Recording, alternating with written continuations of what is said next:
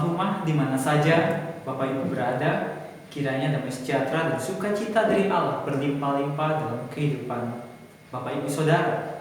Hari ini saya mau membahas tentang satu bagian dalam firman Tuhan dalam Markus 11 ayat 20. Saya akan bacakan. Pohon ara yang sudah kering, nasihat Yesus tentang doa. Saya mau bahas tentang doa. Pagi-pagi ketika Yesus dan murid-muridnya lewat, mereka melihat pohon ara tadi sudah kering sampai ke akar-akarnya. Maka teringatlah Petrus akan apa yang telah terjadi. Lalu ia berkata kepada Yesus, "Rabi, lihatlah, pohon ara yang kau kutuk itu sudah kering." Yesus menjawab mereka, "Percayalah kepada Allah.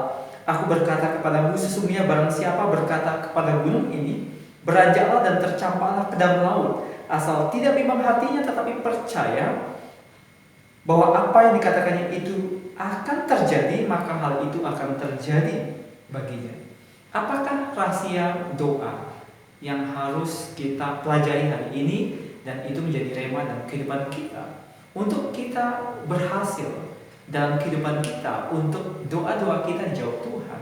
Yang pertama begini Bapak Ibu, pastikan bahwa kita menaruh kepercayaan kita kepada Tuhan.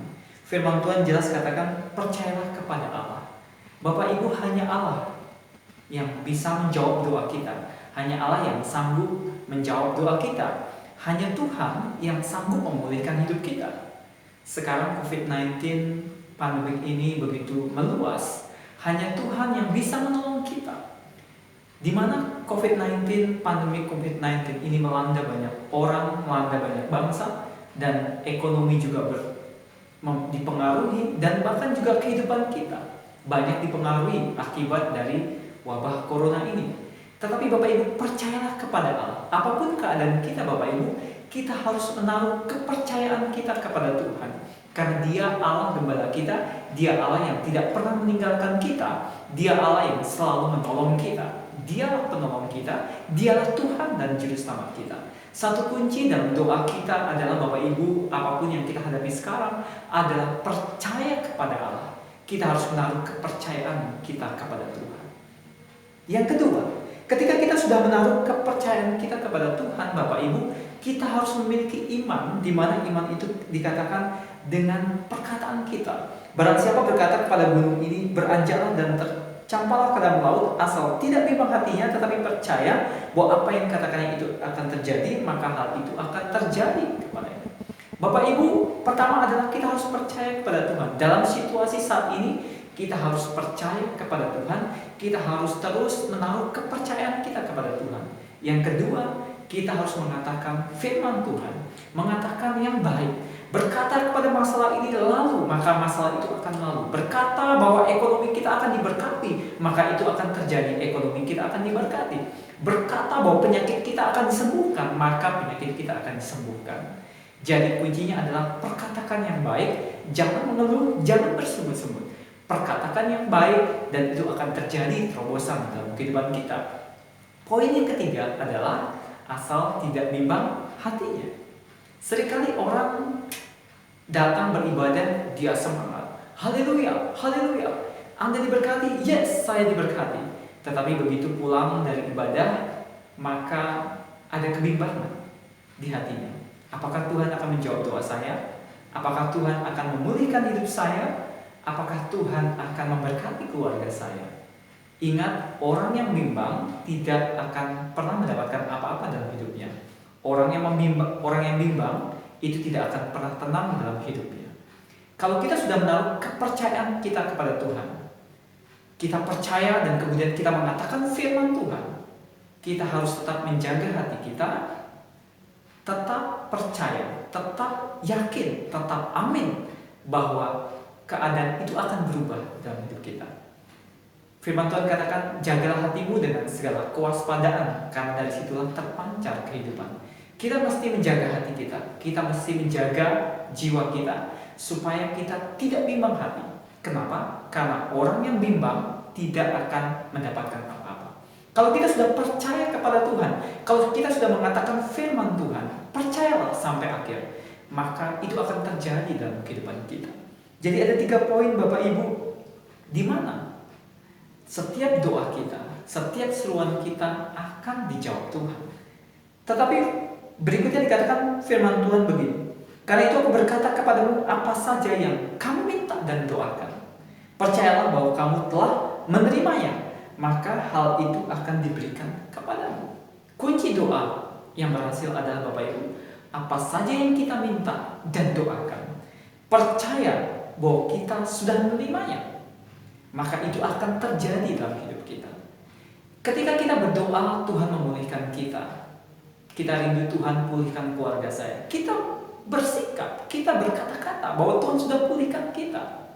Ketika kita berdoa tentang kesehatan kita, Tuhan menyembuhkan penyakit kita dan kita bergumul untuk satu penyakit, kita harus berkata-kata, kita harus bersikap, Tuhan telah sembuhkan, Tuhan telah sembuhkan aku, Tuhan telah pulihkan aku. Bersikaplah, bertindaklah bahwa seperti Tuhan sudah menyembuhkan kita. Jadi dikatakan, aku berkata kepadamu, Yesus berkata kepada kita, apa saja yang kita minta dan doakan, kita harus percaya bahwa kita telah menerimanya. Walaupun itu belum kita terima, Bapak Ibu, walaupun itu sedang dalam perjalanan, tetapi kita harus percaya, kita harus bertindak bahwa kita telah menerimanya, maka hal itu akan terjadi dalam hidup kita. Jadi kuncinya adalah, pertama, kita harus menyerahkan semuanya kepada Tuhan, karena hanya Tuhan yang memulihkan kita. Yang kedua, dikatakan kita harus memperkatakan firman Tuhan. Yang ketiga, tidak memang hati kita. Dan yang berikutnya, kita harus percaya benar yang kita doakan itu akan terjadi. Bersikaplah, bertindaklah bahwa kita telah menerima jawaban doa kita. Tuhan akan pulihkan kita. Tetapi Bapak Ibu, saya juga mau bahas, ada pembatas. Dimana kalau kita tidak melakukannya, maka kita tidak menerima berkat itu. Firman Tuhan katakan di ayat 25, dan jika kamu berdiri untuk berdoa, ampunilah dahulu sekiranya ada barang sesuatu di dalam hatimu terhadap seseorang, supaya juga Bapamu yang di sorga mengampuni kesalahan-kesalahanmu. Tetapi jika kamu tidak mengampuni, maka Bapamu yang di sorga juga tidak akan mengampuni kesalahan-kesalahanmu. Seringkali doa kita tidak dijawab Tuhan. Kenapa? Karena kita masih punya ganjalan di hati kita kepada orang lain. Kita sudah melayani, kita sudah bersemangat, kita sudah banyak melakukan hal dan kita bersemangat, tetapi kenapa jawaban doa kita belum terjadi juga? Jawabannya sederhana, mungkin ada ganjalan di hati kita terhadap seseorang. Mungkin ada orang yang mengecewakan kita, ada orang yang menyakiti kita, ada orang yang menipu kita, atau ada orang yang berkata-kata kasar kepada kita, memfitnah kita. Kita tidak melakukan, tetapi orang mengatakan negatif tentang kita. Kemudian kita sakit hati, kita tersinggung, kita kepahitan. Maka inilah jadi pembatas bahwa doa kita tidak dijawab Tuhan. Firman Tuhan dalam kitab Yesaya, sesungguhnya tangan Tuhan tidak kurang panjang untuk menolong, tetapi yang merupakan pemisah adalah karena dosa kita. Dosa merupakan pemisah antara kita dengan Tuhan. Kita berseru siang malam, kita berdoa siang malam, bahkan berpuasa, tetapi sepertinya langit tertutup. Kenapa? Karena ada pemisah. Pemisahnya adalah dosa. Yang merupakan dosa adalah ketika kita punya sakit hati, kecewa dengan orang, padahal kita sudah bersemangat, kita sudah sepertinya rohani, tetapi kita masih punya ganjalan di hati kita. Bapak Ibu, pemisah, itulah pemisah, dosa pemisah antara kita dengan Tuhan. Karena itu aku berkata kepadamu, apa saja yang kamu minta dan doakan, percayalah bahwa kita telah menerimanya. Amin. Tetapi ketika kita berdiri untuk berdoa, ampunilah dahulu sekiranya ada barang sesuatu dalam hatimu terhadap seseorang. Percuma Bapak Ibu kita datang kepada Tuhan ketika kita masih menyimpan hati, tidak mengampuni dan tidak mau mengampuni. Kita datang kepada Tuhan beribadah, Tuhan berkati aku, tetapi kita memiliki hati yang mengeraskan hati kita. Saya tidak mau mengampuni dia, saya tidak mau memaafkan dia, karena dia begitu menyakiti, kata-katanya begitu menyakiti saya, kata-katanya nyelekit, saya tidak mau mengampuni. Bagaimana Tuhan akan pulihkan kita kalau kita sendiri membatasi hidup kita, kita tidak mau mengampuni orang lain? Firman Tuhan jelas katakan, tetapi jika kamu tidak mengampuni, maka Bapamu yang surga juga tidak akan mengampuni kesalahan-kesalahan. Ayo ampuni orang lain. Kalau kita datang berdoa, kita datang berdiri untuk berdoa, Ampunilah dahulu sekiranya ada barang sesuatu di hatimu. Apa saja Bapak Ibu kita harus ampuni kepada pasangan kita, kepada anak-anak kita, kepada orang tua kita, kepada teman-teman kita, teman sekantor, teman sepelayanan, bahkan orang-orang terdekat dengan kita. Biasanya orang-orang yang paling dekat dengan kita, orang-orang terdekat dengan kita, itu yang membuat gesekan. Besi menajamkan besi, manusia menajamkan sesamanya. Kita digesek, kita diproses, kita sakit hati, kita kecewa. Bahkan lebih dalam lagi kita mundur dari pelayanan, kita pindah kepada gereja lain. Itu karena proses hati yang kita tidak bisa lewati. Daripada kita tetap menyimpan seperti itu, kemudian kita berpindah ke tempat lain, kita masih tetap juga proses yang sama.